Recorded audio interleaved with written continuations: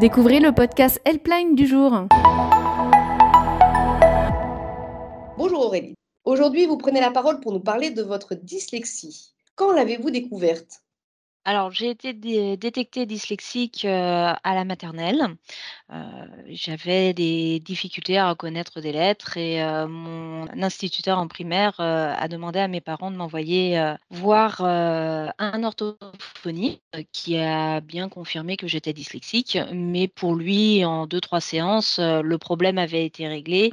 Je confondais plus, les M et les B et donc pour lui, c'était bon. Pour moi, je l'avais intégré comme quelque chose de tout à fait naturel. Je suis dyslexique comme je suis brune, et que je porte des lunettes.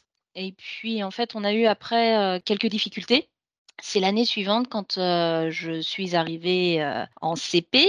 À l'époque, on enseignait la méthode globale, où il s'agit de reconnaître, les lettres d'un mot pour arriver, à le lire et à le prononcer. J'ai su faire écran parce que, depuis toute petite, je sais mettre en place des stratégies pour arriver à contourner les problèmes et trouver des solutions. Donc, je m'arrangeais pour que mes petits camarades, lisent le texte, que l'on devait lire avant moi, et puis comme j'avais une très bonne mémoire, je faisais semblant de lire le texte, mais en fait, je le récitais par cœur. Je suis passée au CE1 et en CE1, par contre, j'ai pas fait illusion du tout. Je suis tombée, sur une institutrice qui était plutôt de la vieille école, et la méthode globale, c'est pas ce qu'elle avait envie d'apprendre. Donc du coup, quand elle a détecté qu'en effet, j'arrivais pas à lire, elle a repris les bases et m'a appris à lire avec la méthode syllabique. Ça a été très difficile pour moi d'apprendre mes lettres, mais finalement, si j'étais pas tombée sur cette institutrice, j'aurais probablement continué à faire illusion jusqu'à ce que je sois en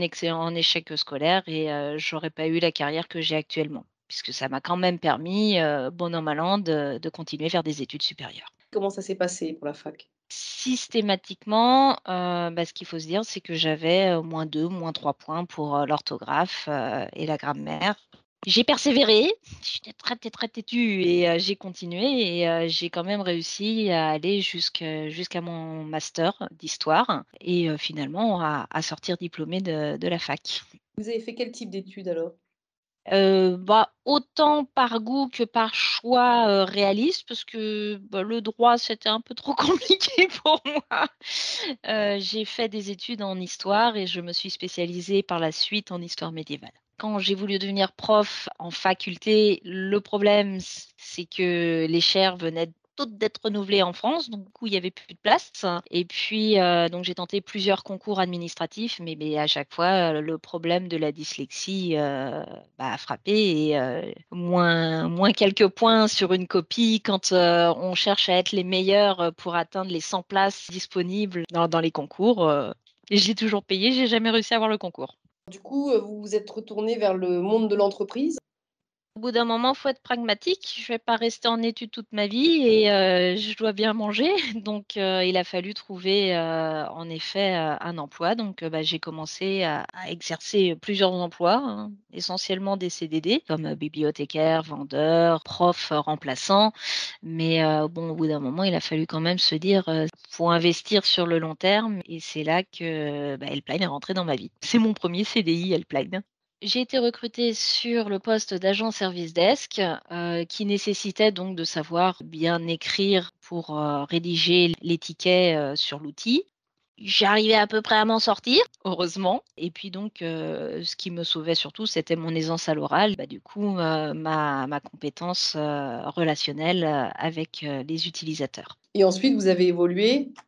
J'ai commencé donc à évoluer. De agent, je suis devenue technicien. De technicien, je commençais à réfléchir pour devenir manager, parce que bon, la technique, certes, je n'y suis pas allergique, mais c'est pas ma passion et je voulais pas devenir un expert technique. Donc, je voulais partir sur le management. Les hasards de la vie ont fait qu'à ce moment-là, un poste s'est libéré au sein de l'institut formation, et j'ai posé ma candidature en interne, et j'ai eu la chance de décrocher le job. J'ai commencé en tant qu'assistant formation, donc en bas de l'échelle, et puis au fur et à mesure, j'ai monté les échelons jusqu'à devenir actuellement la responsable formation pour la France. Pourquoi est-ce que vous avez entamé une démarche RQTH puisque vous êtes désormais responsable de l'institut formation? Il y a 2 ans, Helpline a commencé à faire la campagne sur le handicap, et pour le coup, Je me suis dit: «Ça peut être intéressant». J'ai commencé à regarder les animations, et sur une des animations, en fait, où, c'était un petit quiz sur, les différentes, catégories de handicap, j'ai eu la surprise de découvrir que la dyslexie était un handicap. «Ah bon? Ah bon, je suis handicapée. Bon, d'accord, c'est noté». Et donc du coup, je me suis dit: «Bah, si c'est un handicap, j'ai le droit à des aides. Si je peux trouver des outils qui me permettent d'être plus performante dans mon poste, j'ai tout intérêt à tenter la démarche». Et du coup, j'ai entamé la démarche avec QTH. La dyslexie n'est qu'un trouble de ce que l'on appelle les troubles dys, et en fait, il y a la dyspraxie, la dyscalculie, la dysorthographie, la dyslexie, et chaque dyslexique, en fait, est atteint par quasiment tous ces troubles, mais à des degrés différents. Moi, personnellement, c'est la dyscalculie et la dyslexie qui sont, et la dysorthographie qui sont les plus présents. Je me trouvais, totalement nulle et incompétente, et que je me disais: «Bah, non, vraiment, j'ai pas la bosse des maths, j'y arriverai jamais». La dyscalculie étant, par exemple, l'impossibilité de jongler avec les chiffres de tête. On arrive très bien à comprendre la logique mathématique, mais alors dès qu'il s'agit de calculer même une opération simple, hein, moi j'utilise mes doigts, et en général, je fais 3 fois le calcul, j'ai trois résultats différents. Et pourtant, grâce à Excel, je suis tout à fait capable de piloter un budget formation. Est-ce que Helpline, vous a aidé pour compenser, cette difficulté de dyslexie? Alors, c'est en cours. J'ai un dossier, qui a été ouvert à Cap Emploi. On m'a proposé un outil que je suis en train de tester. J'ai 2-3 soucis techniques que la DSI essaye de résoudre, mais j'espère pouvoir valider cet outil, assez rapidement pour pouvoir ensuite, l'utiliser au quotidien. Est-ce que cette démarche RQTH, ça vous a apporté autre chose que de l'aide matérielle? Oui, un soulagement. Et je me souviens du jour où je suis, rentrée à la maison après avoir eu mon bilan, orthophonique fait pour ma démarche RQTH, où ça mettait noir sur blanc que j'étais dyslexique à un degré assez fort pour, prétendre à demander une aide. Et je souriais comme si j'avais gagné au loto, parce que mon compagnon me demandait: «Mais ça te fait plaisir d'être nommé handicapé?» Je dis: «Non, c'est pas que ça me fait plaisir, ça m'a libérée d'un poids et d'une honte que j'ai eu toute ma vie». Puisque, pour moi, la dyslexie n'était pas un handicap. Mes problèmes orthographiques, mes problèmes, de grammaire, mes problèmes d'élocution, ou des fois mes façons de réfléchir ou de répondre que tout le monde ne comprend pas, ça venait de moi, c'était ma faute, et du coup, il fallait que je me corrige. Il y avait quelque chose qui allait pas chez moi. En fait, je suis née avec, quoi que je fasse, je peux améliorer les choses, mais je pourrais jamais, guérir de la dyslexie, et que en fait, c'est moi dans mon intégralité, et la société n'a pas à me culpabiliser pour, mes problèmes, orthographiques et grammaire. Donc libérée d'un très grand poids.